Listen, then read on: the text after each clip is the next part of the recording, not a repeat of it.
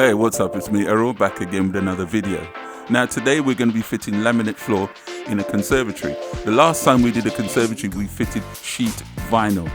Today we're going to fit laminate floor. So without further ado, let's crack on with some underlay and then I'll tell you all about the flooring that we're fitting today.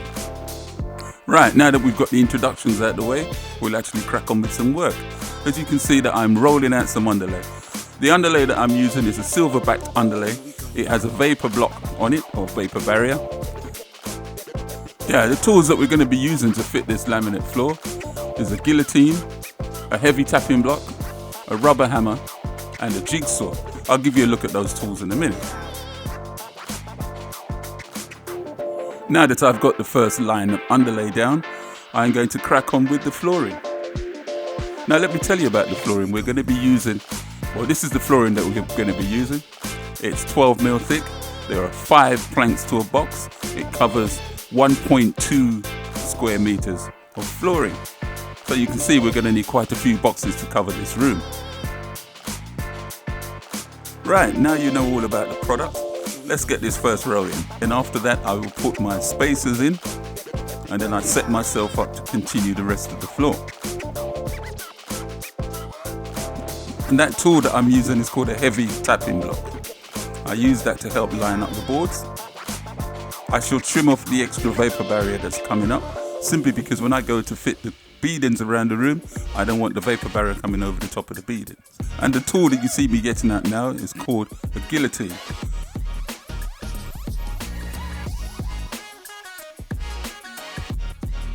This is the last cut on our first row. And what we cut off the end of here will go to start at the other end, which is what's going to give us our random pattern.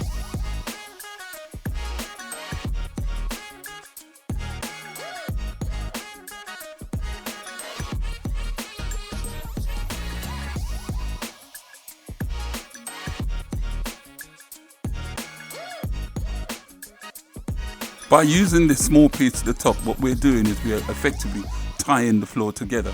So we're going to create a random pattern. It will look a bit like bricks. And we'll have this pattern going all the way across the floor and we're tying the floor together, which makes it very strong. So if you're not quite sure what you should be looking for, when you first set up your floor, by the time you get to the third row, you should have something that looks like this. And this tool in my hand is called a heavy tapping block. Well, I'm going to crack on with this until I get to the end of the underlay and then I should move all the stuff over.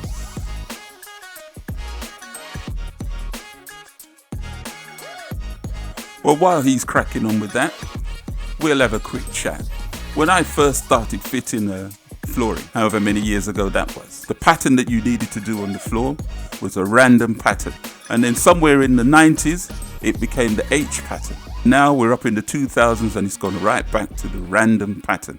I'm not quite sure what that says to you, but what it says to me that I've been fitting flooring for too long. Right, what I'm going to do now is mark up this board to cut it on my guillotine. A wonderful tool. Saves me so much work.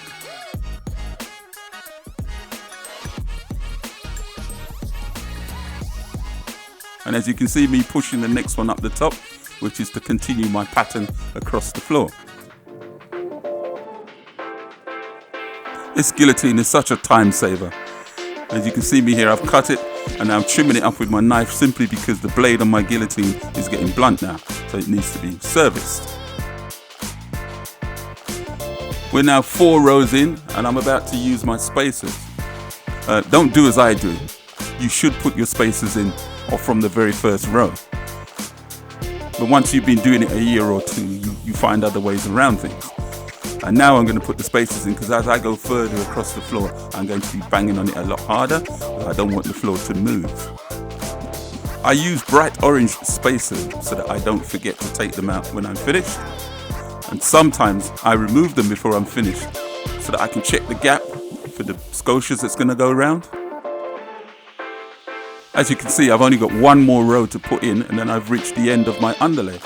So then what I'll do is I'll move everything over and then we'll start again on the other side with another run of underlay.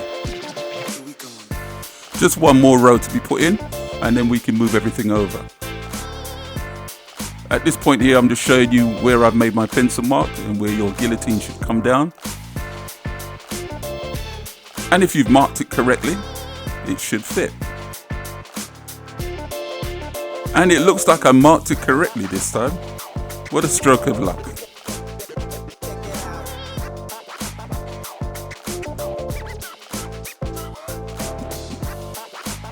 And this is how I use the heavy tapping block.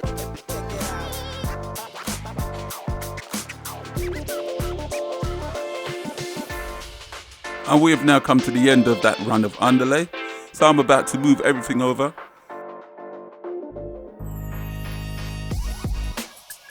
And we've moved everything over, and we're now going to start in the middle of the room and work our way across to the corner. And when we get to the corner, I'll show you how we cut around the corner. In a room like this, you'll find that a lot of your cuts will be the same. And what you have to be careful of is that you don't start repeating your pattern across the floor. You want to try and keep a random pattern all the way across. But again, when you're doing a square room, that can be a bit difficult.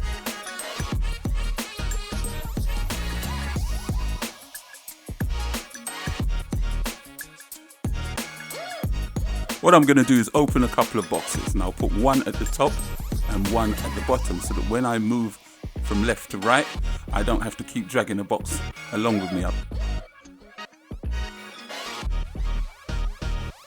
What I'm going to do here is measure a plank without using a tape measure. So I'm going to turn the plank around, and then I'll mark it, and then we'll cut it on our guillotine.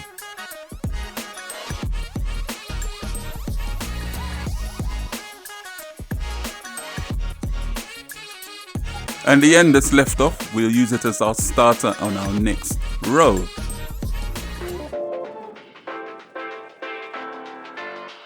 Well, from this point onwards, we are just rinsing and repeat the same thing that we've done on the first half.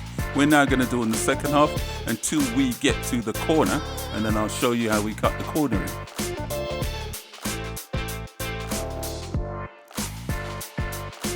Just a few things that you need to have when you do a job like this: a jigsaw, a pencil, a tape measure, and some very good knee pads or a kneel down pad.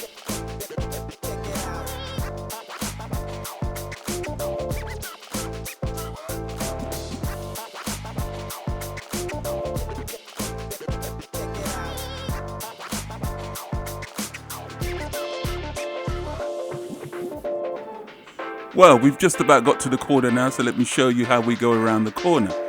This one is a very simple one, to be honest. Right, what we're going to do is mark this corner out. That's the depth. This is the width. Then we'll take a long one out and actually put in the line that we're going to cut against.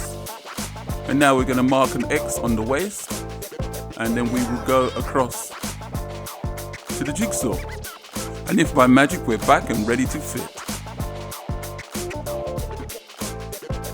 Well, we now have about 4 rows left, and we will be finished with this job, and then we can go around and put the scotias on.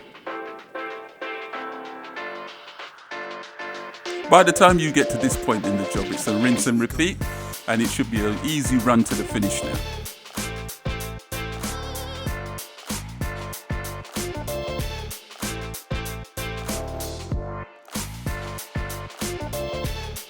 Right, this is the last row. I'm about to start that now. Once we finish this last row, then I can clean up and get ready to fit the beadings. And if you'd like to see how I fit the beadings around the room, drop a message in the comments down below.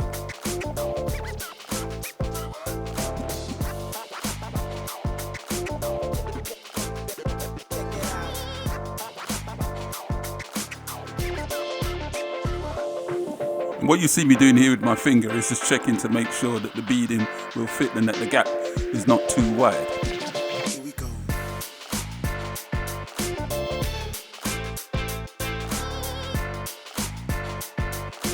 If you've got this far in the video, thank you for watching. Now, don't forget to go and check out my playlist.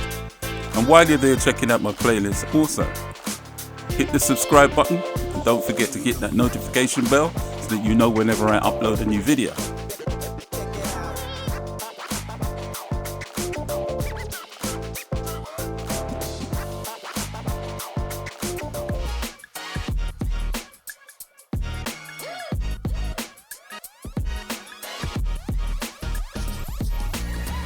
Hey, there you go. I think we've just about come to the end of this one. Thank you for watching.